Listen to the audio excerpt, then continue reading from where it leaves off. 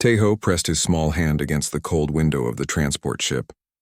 Outside, Station Viridian 7 grew larger with every passing second. The massive structure floated in the darkness of space, its lights blinking like stars. His heart raced with excitement and fear mixed together. Nervous? His sister Yuri asked from the seat beside him. She was 24 years old, 12 years older than him. Her dark eyes watched him with concern. Tejo nodded but tried to smile. A little bit. What if they don't like me? Yuri squeezed his shoulder. They invited you, didn't they? You're the youngest human ever accepted to the Galactic Translation Institute. That means something. The transport docked with a heavy clang. Other passengers began gathering their belongings. Most of them were aliens. Tejo had seen aliens before on Earth, but never this many different kinds. There were tall ones with blue skin, short ones with too many arms, and several with fur covering their bodies. Those furry ones were Felrathi, the cat-like species that ran the institute. A Felrathi female stood near the exit. She was tall, maybe 7 feet, with orange and black striped fur. Her amber eyes swept over the passengers with cold efficiency. When those eyes landed on Tejo, they narrowed slightly. "Students, follow me," she announced. Her voice was sharp and clear. "I am Cormalis, senior instructor. You will address me as Instructor Cormalis or ma'am." The group walked through the station corridors. Everything was huge. The ceilings stretched high above them. The doors were wide enough for 3 humans to walk through side by side. Tejo felt very small. They entered a large hall filled with more students. Most were teenagers, at least by their species standards. Tejo was the smallest person in the room by far. Whispers started almost immediately.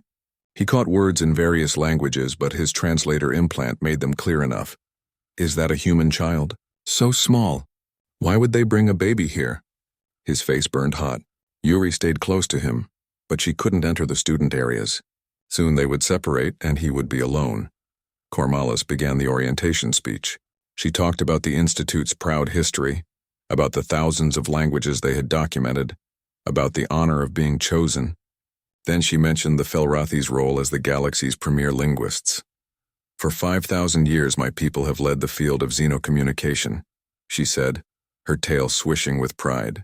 We have translated languages that others thought impossible. We have brought understanding between species across the stars. A hologram appeared in the center of the room. It showed a massive creature, easily twice the size of a Felrathi adult. It looked like a giant cat, but more muscular with longer fangs and darker fur. Its eyes glowed golden in the image. This is a savage beast of Kelvara, Cormalis continued. They live on our homeworld. For 3,000 years we have tried to understand them. They show signs of intelligence. They use tools. They live in complex social groups, but we cannot decipher their communication. Hundreds of our finest linguists have attempted it. Many died trying. Tejo leaned forward, fascinated. The creature was beautiful and terrifying at the same time. In the hologram, it moved with perfect grace, its muscles flowing like water under dark fur. These beasts remain our greatest unsolved mystery, Cormalis said. Perhaps one day someone in this room will crack their code. Her tone made it clear she doubted it. After the speech, students broke into smaller groups. Tejo found himself assigned to advanced linguistics theory, a class for older students. He entered the classroom and took a seat near the back. A young Felrathi male with golden fur approached. 3 others followed him. The leader looked down at Tejo with obvious contempt. You must be lost, human. The daycare is on the lower level. The others laughed. Tejo's face grew hot again. I'm in this class. My name is Tejo. I am Velteron, the golden Felrathi said as if announcing royalty. My father is Ambassador Keltaran. My family has produced master linguists for 20 generations. He circled Tejo's desk slowly. Tell me, little human, what makes you think your primitive brain can understand concepts that challenge even Felrathi minds? A female Felrathi beside Velteron giggled. Maybe he can translate baby talk. That seems more his level. Shalkira, don't be cruel, Velteron said, but he was smiling. I'm sure the human has some basic skills. The only person who didn't laugh was a reptilian student in the corner. His scales were dark green and his eyes were kind. He caught Tejo's gaze and gave a small nod of sympathy. Class began badly. Cormalis taught at a rapid pace, assuming everyone had advanced knowledge. Tejo understood the concepts, but whenever he raised his hand to answer a question, she looked past him to other students. When she finally called on him once and he gave a correct answer, She simply said adequate and moved on. When Veltaran answered even with the same response, she praised his excellent grasp of linguistic principles. The days became a pattern of quiet misery. In classes, Tejo was ignored or dismissed. In the common areas, other students whispered and pointed. Only the reptilian student, whose name was Rix, ever spoke to him kindly. Yuri visited him every evening. She worked in the xenobiology labs in another part of the station. "How was today?" she always asked. "Fine." Tejo always lied. But after 2 weeks, he couldn't pretend anymore. He came to her quarters with tears in his eyes. "They hate me. The teachers, the students, everyone. Maybe I'm not smart enough to be here." Yuri held him while he cried. "You are brilliant, Tejo. Smarter than I'll ever be. They're threatened by you." "How can they be threatened? I'm just a kid." "They're right about that. Listen to me," Yuri said firmly. She made him look at her. "Do you want to know what I do in the lab? I study the savage beasts. The same ones from the orientation. I have access to research files going back centuries. I've read the failed attempts, the theories, the data. You want to know what I think?" Tejo wiped his eyes. "What?" "I think they're all looking at it wrong. Every single one of them. They're so convinced of their own methods that they can't see other possibilities." She pulled up a file on her datapad. "Look at this. Sound recordings of the beasts. Everyone assumes they communicate through vocalizations like most species do. But what if that's not the primary method?" Tejo looked at the spectrograms on the screen. His mathematical mind, always good with patterns, began to work. "These vocalizations, they're too simple, too rare. If these creatures are intelligent, why would they make so few sounds?" Yuri smiled. "Exactly. What if the Felrathi have spent 3,000 years studying the wrong thing?" Something sparked in Tejo's mind. An idea, small but growing. "Can you get me more files?" "I can get you all of them," Yuri said. "But you have to promise me something. Don't give up. Show them what humans can do." That night, Tejo began his secret research. While other students slept, he studied centuries of data. The more he read, the more excited he became. He was seeing something no one else had seen. Something that might change everything. The next day in class, Veltaran mocked him again. "Still here, little human? I thought you'd have run home crying by now." Tejo looked up at the tall Felrathi and smiled. "I'm exactly where I need to be." Veltaran didn't understand the smile, but he would. Eventually, they all would. 6 weeks passed like a slow torture. Every morning, Tejo woke up in his tiny student quarters and prepared for another day of being invisible. The pattern never changed. In class, instructors looked through him. In the halls, students stepped around him like he was furniture. Only Rix occasionally sat with him at meals, though even the reptilian student kept conversation brief. But Tejo had a secret life now. Every night after classes ended, he disappeared into the station's archives. Yuri had given him access codes to restricted research databases. He spent hours reading everything about the savage beasts of Kelvara. The files were massive.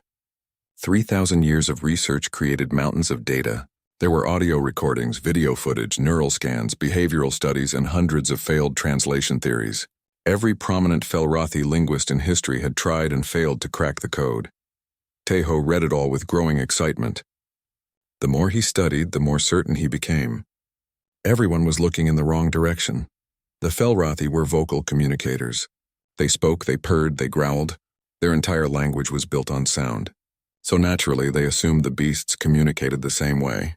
Every research paper focused on the vocalizations the beasts made. Every theory tried to find patterns in roars and growls. But Tejo noticed something else in the video recordings. When the beasts were doing complex activities like hunting or raising young, they barely made any sounds at all.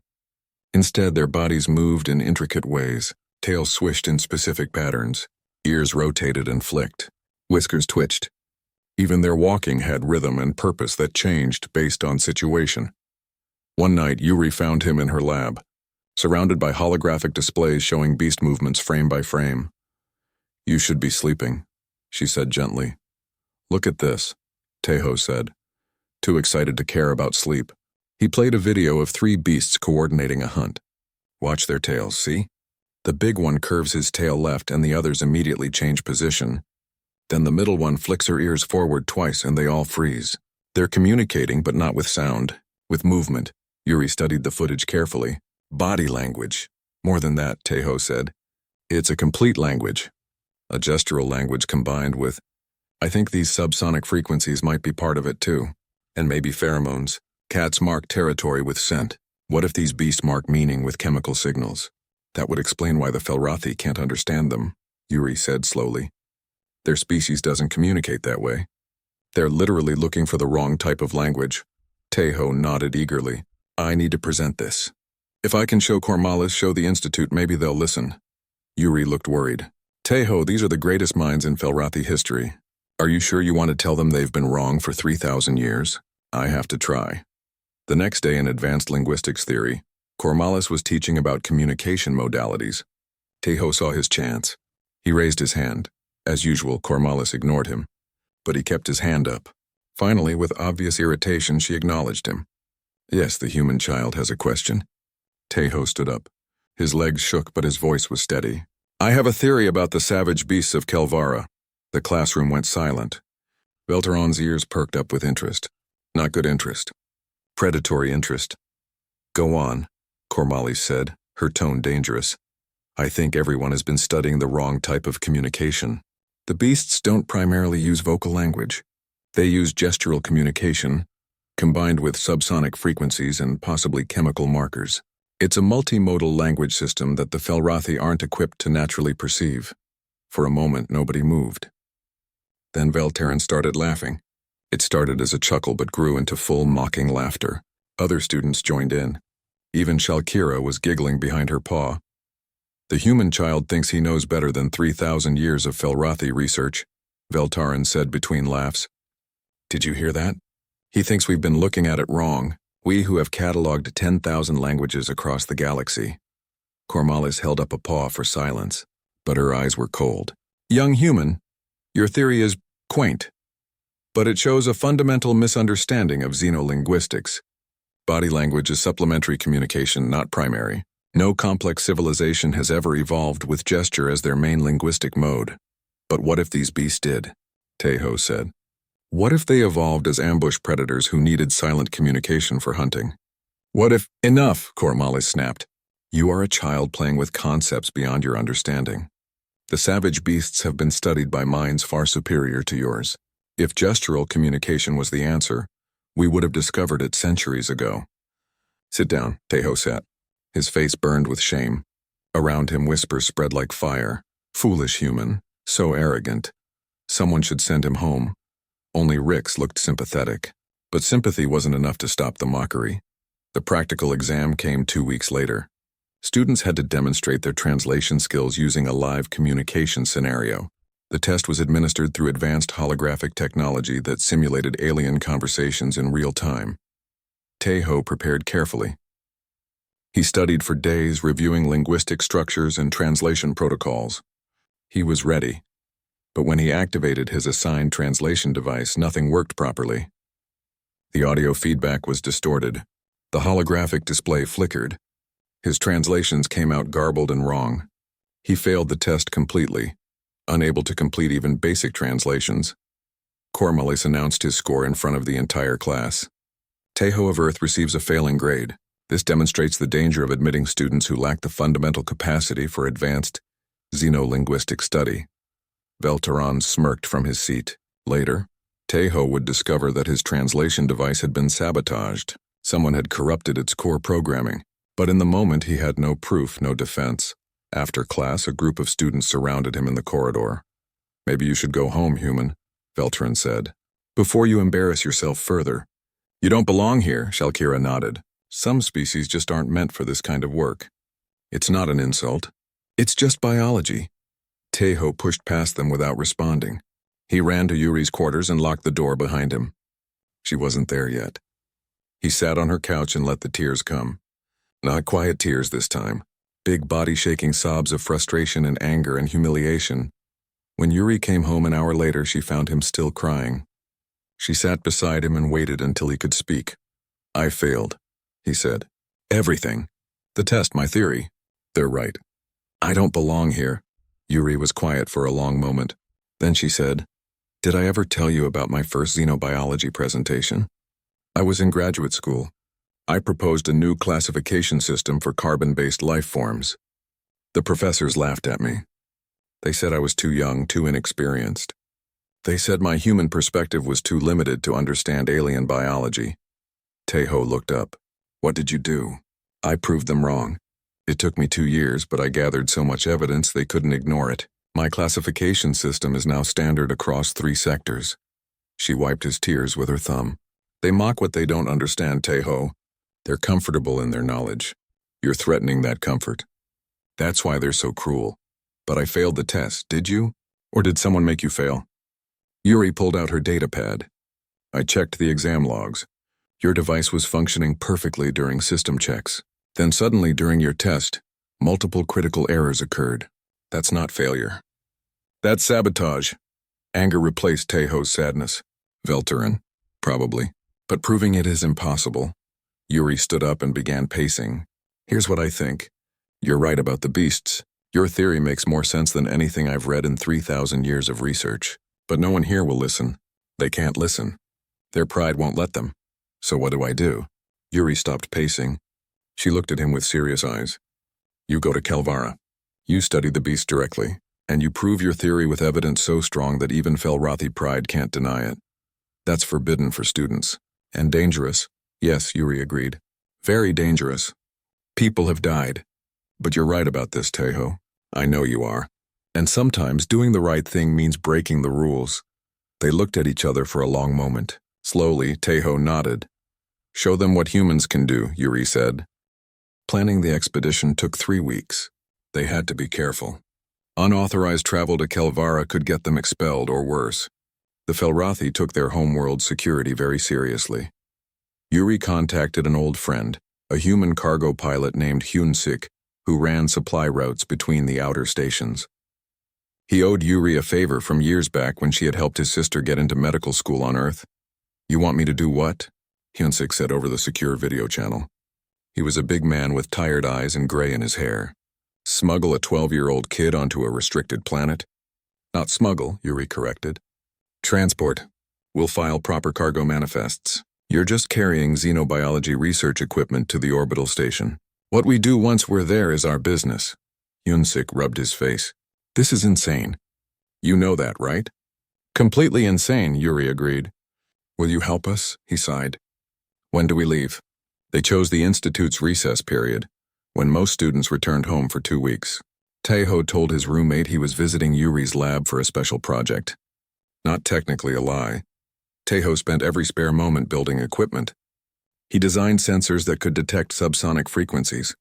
He programmed cameras to capture movement in ways that showed patterns invisible to the naked eye. He created a special suit with sensors that would translate vibrations into data he could analyze. Where did you learn to build this stuff? Hyunsik asked, watching Tejo solder circuit boards in the cargo hold. Math and engineering courses back on Earth, Tejo said without looking up. And I read a lot. The journey to Kelvara took 4 days. Tejo spent most of it reviewing everything he knew about the beasts, their habitat, their behavior, their social structures. He memorized every gesture he had identified in the old recordings. Yuri drilled him on safety protocols. If a beast approaches, you don't run. Running triggers predator instinct. You don't make eye contact. Direct eye contact is a challenge. You make yourself small and still. Unless I'm trying to communicate, Tejo added. Then I need to make deliberate movements they can interpret as language. That's the theory, Yuri said. But theories and reality are different things. These creatures weigh 400 kilograms and have claws that can cut through steel. One mistake and you're dead. Tejo knew she was right to be worried. But his excitement was stronger than his fear. He was going to be the first person to truly communicate with the beasts. He was going to prove everyone wrong. They landed in a wilderness area far from Felrathi settlements. Hyunsik's ship had stealth capabilities that kept them off official sensors. They set up camp in a cave system that provided shelter and a good vantage point. I'll stay with the ship, Hyunsik said. Keep the engines warm in case you need a fast exit. You two be careful out there. The first 3 days were frustrating. They saw signs of beasts everywhere, claw marks on trees, scent markings on rocks, but no actual beasts. The creatures were avoiding them, probably smelling the humans and staying away. On the 4th day, everything changed. Tejo woke before dawn and climbed to a ridge overlooking a valley. He set up his equipment and waited. The sun rose slowly, painting the sky in shades of purple and gold. Then he saw them, a pack of 6 beasts moving through the valley below. They were magnificent, massive bodies of pure muscle covered in dark fur that seemed to absorb light. They moved with liquid grace, each step perfectly placed. Tejo activated all his recording equipment. Cameras, audio sensors, subsonic detectors, everything captured data while he watched through binoculars. The beasts were hunting. Tejo could see their prey, a herd of large herbivores grazing near a stream. But what fascinated him was how the beasts coordinated. The largest beast, clearly the leader, stopped walking. Its tail moved in a specific pattern. Curved left, then right, then straight up with the tip curled. Immediately, 2 other beasts changed direction, circling wide to the left. The leader's ears rotated forward and back twice. The remaining beasts dropped into crouching positions. Not a single sound was made. No growls, no calls. Just silent, perfect coordination through movement. Tejo's hands shook as he took notes. This was it. This was the proof he needed. The beasts were communicating through gesture just as he had theorized. But it was even more complex than he had imagined. The tail positions, the ear movements, even the way they shifted their weight, all of it carried meaning. For the next 2 weeks, Tejo documented everything. He identified dozens of distinct gestures. He found patterns in how they combined movements to create more complex meanings. He recorded the subsonic frequencies they produced during different activities. He even managed to collect samples of their scent markings for chemical analysis. Yuri helped with the biological aspects, taking readings and analyzing data. "This is incredible," she said one night as they reviewed the day's recordings. "You're watching an entire language system that no one has ever properly documented." But documentation wasn't enough for Tejo. He wanted to communicate. He wanted to prove he could use this language himself. He began practicing the movements he had observed. In the cave, when Yuri was asleep, he would position his body like the beasts did. He couldn't move his ears or tail, but he could approximate the postures and gestures with his arms and body positioning. On the 18th day, Tejo made a decision that nearly got him killed. He hiked down into the valley alone, carrying only his recording equipment and his courage. Yuri had gone back to the ship to upload data. He left her a note explaining what he was doing. He found the pack resting in the shade of large trees. Slowly, carefully, he approached. His heart hammered so hard he thought it might break through his chest. Every instinct screamed at him to run. But he kept walking. One of the beasts noticed him. Then another. Within seconds, all 6 were on their feet, staring at the small human who had entered their territory. The leader, the massive male with a scar across his shoulder, stepped forward. It was even bigger up close. Its golden eyes studied Tejo with clear intelligence. A low growl rumbled from its chest. Tejo dropped to one knee. He lowered his head, breaking eye contact. Then with shaking hands he began to move. He positioned his arms the way he had seen the beasts position their tails. Curved left then straight. In his throat he tried to produce the subsonic frequency that his equipment had identified as a non-threatening greeting. The growling stopped. Tejo risked a glance up. The leader beast was staring at him with its head tilted. Its ears rotated forward, a sign of interest and attention. Tejo tried again. He made the gesture for no harm intended. Both arms curved inward, held still. He hummed in his throat at the lowest frequency he could manage, trying to say, seeking understanding. The leader beast circled him once. Tejo stayed perfectly still, barely breathing. Then the beast circled him again, slower this time. It was close enough that Tejo could smell it, a scent like earth and grass and something wild. Then the beast did something that made Tejo's breath catch. It sat down. Its tail moved in a specific pattern, wrapping around its body with the tip pointed at Tejo. Its ears were forward, relaxed, and it made a sound, a low rumbling that Tejo's equipment had classified as acknowledgement. According to everything he had learned, the beast was saying, "You speak strangely, but you speak." Tears filled Tejo's eyes. It worked. It actually worked. He was communicating with a species that everyone said was impossible to understand. The moment was shattered by Yuri's voice, shouting from the ridge. "Tejo, get away from there!" The beast scattered, disappearing into the forest in seconds. Tejo stood up on shaking legs. Yuri ran down the slope, her face pale with fear and anger. "What were you thinking?" she demanded. "You could have been killed." "It worked," Tejo said. He was laughing and crying at the same time. Yuri, it worked. I communicated with them.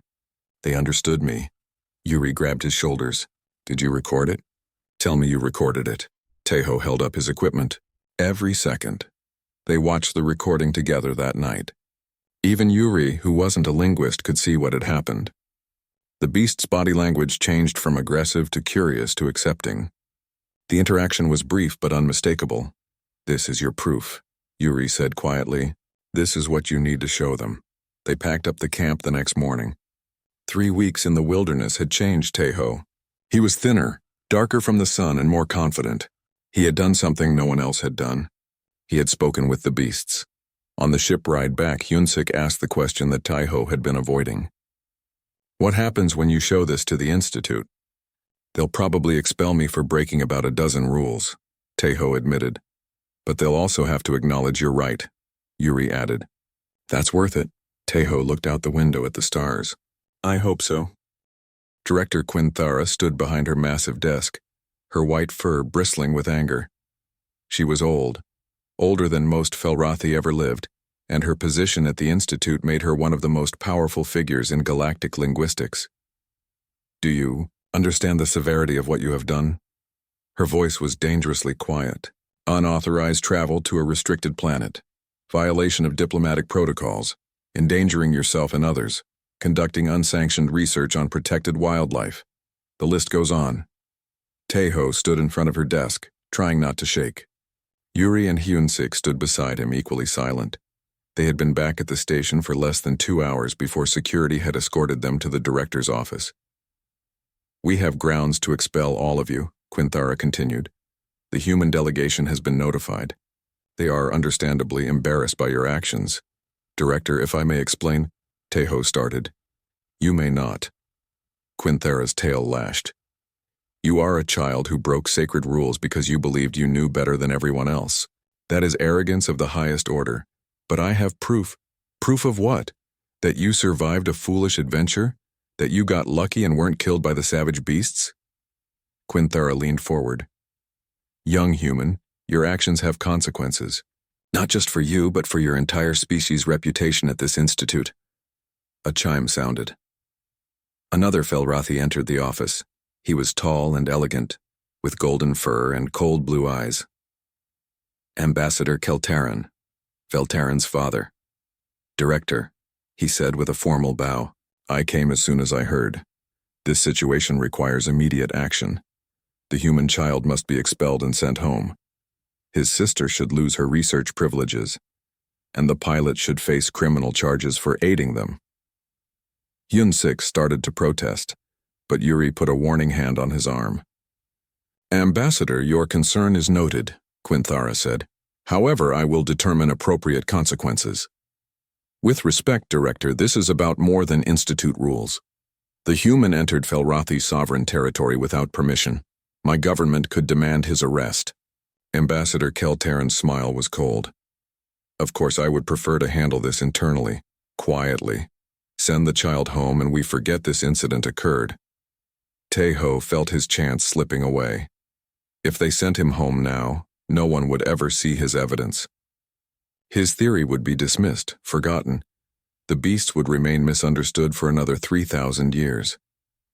Please, he said, his voice stronger than he felt. Please let me show you what I discovered. Then if you want to expel me, fine, but at least look at my research first. There is nothing to see, Ambassador Keltaran said. The savage beasts have been studied by the finest minds in Felrathi history.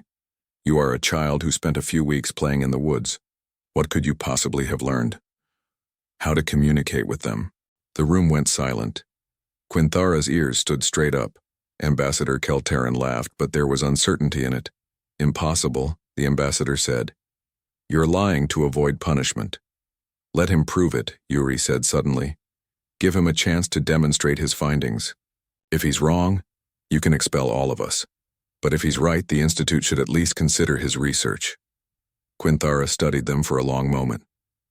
You truly believe you've done something significant? Yes, Director, Tejo said.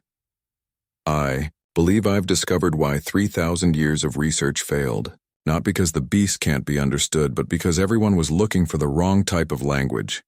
Ambassador Keltern's tail lashed with irritation. Director, surely you're not considering this. I am considering all options, Ambassador. Quinthara sat down slowly. Very well. I will grant the human a hearing. He will present his findings to a tribunal of senior faculty. If his research has merit, we will discuss next steps. If it does not, he will face immediate expulsion. This is outrageous, the ambassador protested. This is my decision, Quinthara said firmly. The hearing will be in 3 days. That gives you time to prepare your presentation, young human. I suggest you make it compelling. The next 3 days were chaos. Taiho worked almost without sleeping, organizing his data and creating a presentation. Yuri helped him structure the argument. Hyun-sik brought them food and made sure they remembered to eat. Word spread through the station fast. The human child, who broke the rules, claimed to have solved the beast mystery. Students whispered about it in corridors. Faculty members debated whether it was even worth their time to attend.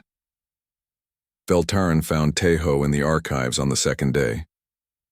I heard about your little presentation. Everyone's talking about it. What do you want? Taiho asked, too tired to be afraid. Just wanted to wish you luck. Veltaran's smile was all teeth. You're going to need it. My father has convinced half the faculty that you're wasting everyone's time.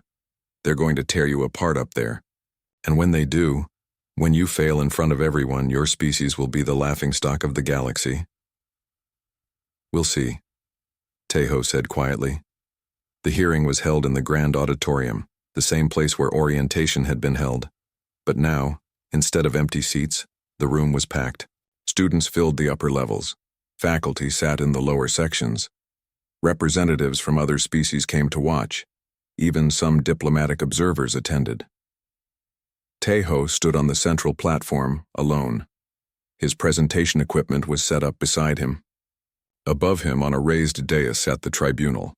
Director Quinthara in the center, flanked by 6 senior faculty members, all Felrathi, all with expressions ranging from skeptical to hostile. Instructor Cormalis was among them. She looked at Taiho like he was an insect she wanted to crush. We will now hear the human's presentation, Quinthara announced. Taiho of Earth, you may begin. Taiho's hands shook as he activated the first hologram, but his voice was steady. Thank you, Director. I want to start by asking a question. What is language? We don't have time for philosophical discussions, one faculty member said. It's not philosophical. It's fundamental. Taiho brought up a chart. Most species in this room use vocal language as their primary communication. We make sounds, assign meanings to those sounds, and create grammar rules for combining them. Because this is how we communicate, we assume all intelligent species must do something similar. He changed the hologram to show video of the beasts. But what if they don't? What if the savage beasts evolved a completely different type of language? Body language exists in many species, Cormalis said dismissively. But it's always supplementary, never primary. Is it? Taiho played a video of the beasts hunting. Watch this. 6 beasts coordinating a complex hunt. Perfect synchronization, clear communication of intent and strategy. And in the entire sequence, which lasts 14 minutes, they make exactly 3 vocalizations. All brief, all simple. He played it again, this time with his analysis overlaid. Now watch their bodies. Tail positions change 47 times. Ear movements occur 112 times. Weight shifts and postural changes happen constantly. This isn't supplementary communication. This is the language. Murmurs spread through the audience. Taiho continued, his confidence growing. The savage beasts are ambush predators. They evolved to hunt silently. Vocalizations would give away their position, so they developed a gestural language combined with subsonic frequencies and chemical markers. It's a multimodal communication system that's invisible to species who communicate primarily through sound. This is speculation, Ambassador Keltern called from the audience. You're seeing patterns because you want to see them. Then watch this. Taiho played the recording of his encounter with the leader beast. The auditorium went completely silent as they watched the small human boy drop to his knees in front of the massive predator. Tejo narrated over the video. "I'm using gestures I documented from their own behavior. Arms curved to simulate tail positions, body posture showing submission, subsonic vocalization attempting to approximate their greeting frequency. They watched the beast circle him, watched it sit, watched it respond with deliberate body language. The beast understood me," Tejo said. "It modified its own position in response to mine. This is a conversation, brief, simple, but unmistakable." The auditorium erupted in noise. Some people were shouting in disbelief. Others were arguing. Several faculty members were gesturing angrily at each other. "Silence!" Quinthera roared. The room quieted. "Do you have more?" "I have hours of documentation, behavioral analysis, pattern recognition studies. I've identified over 60 distinct gesture combinations and mapped basic grammatical structures." Tejo looked up at the tribunal. "The savage beasts aren't savage. They're intelligent beings using a language system that the Felrathi weren't equipped to recognize."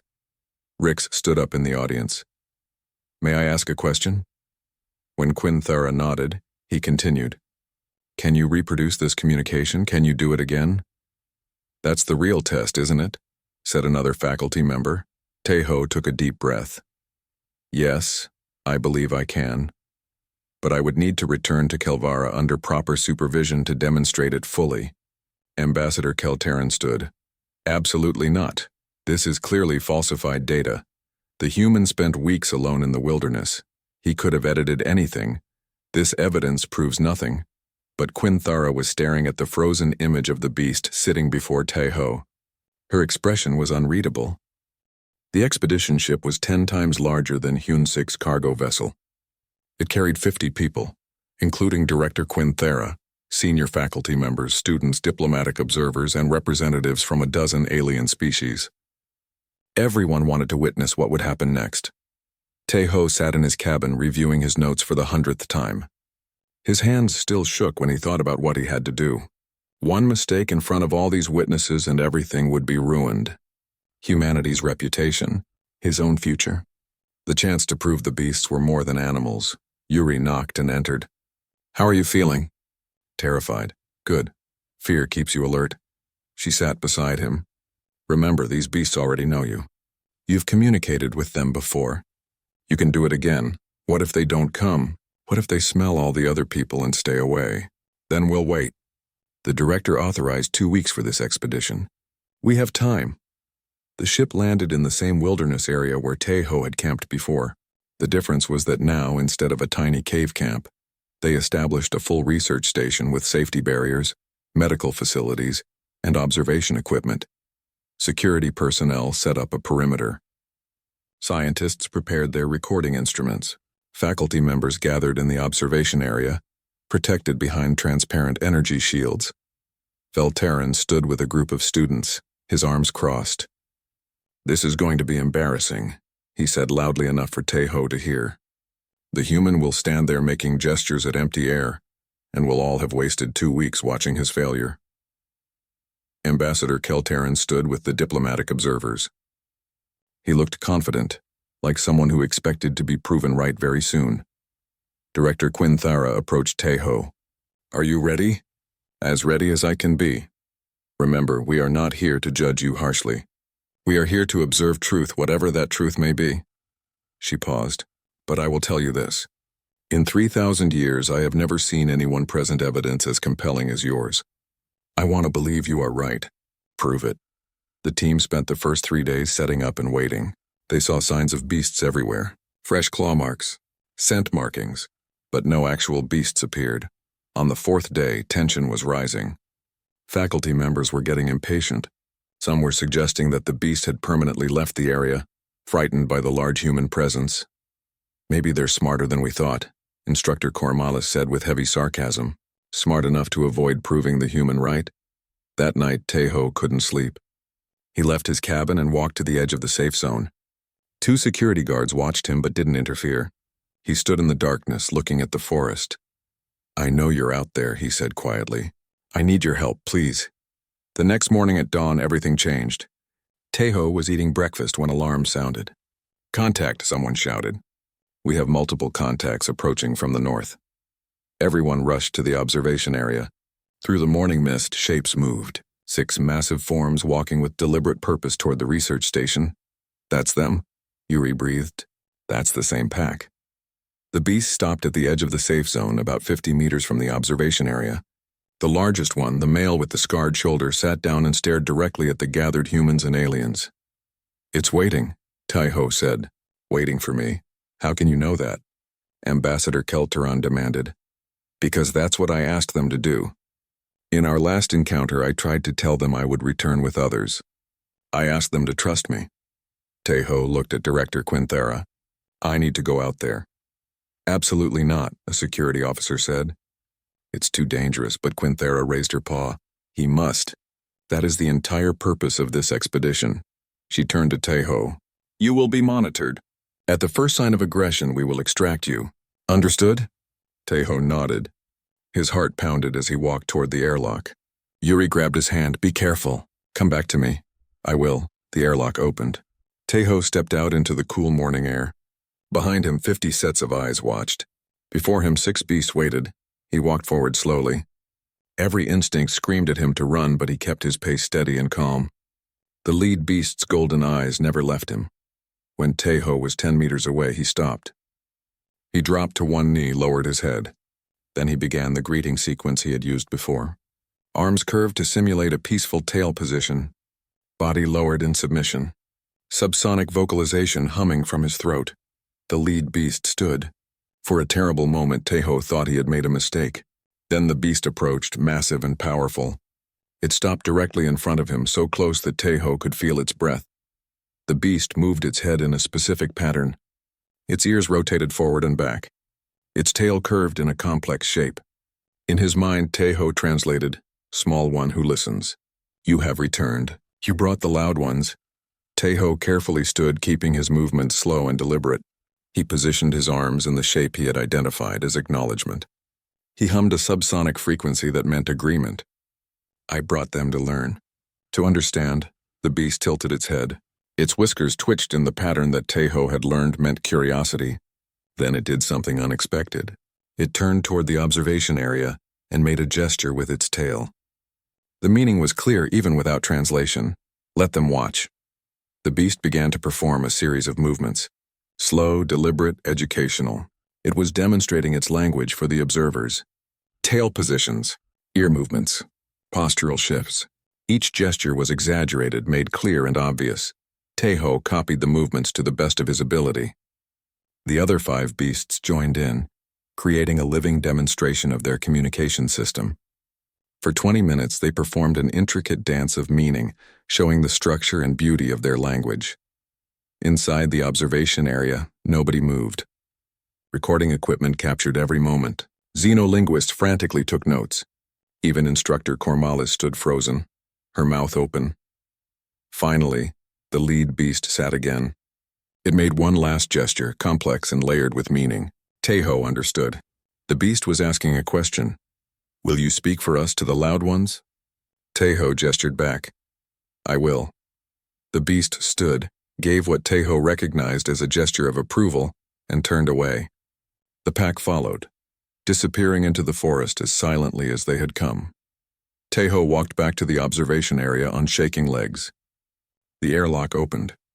He stepped through, and then everyone started talking at once. Director Quinthera held up her paws for silence. When the room quieted, she looked at Tejo with something like wonder. You did it. You actually did it. They helped, Tejo said. They wanted to be understood. They've been waiting 3,000 years for someone to actually listen. But we tried, Cormalis said, her voice subdued. Hundreds of linguists tried. You tried to make them speak your language, Tejo said gently. I tried to learn theirs. Rix approached, his reptilian face showing rare emotion. This changes everything. They're not savage beasts at all. They're a sapient species. They need a proper name, Yuri said. Something respectful. The lead beast had taught Tejo one more thing during their demonstration. The gesture the beasts used to refer to themselves. Teho demonstrated it for the group. They call themselves the Keisha, the Silent Ones. Ambassador Keltaran stood in the corner, his face unreadable.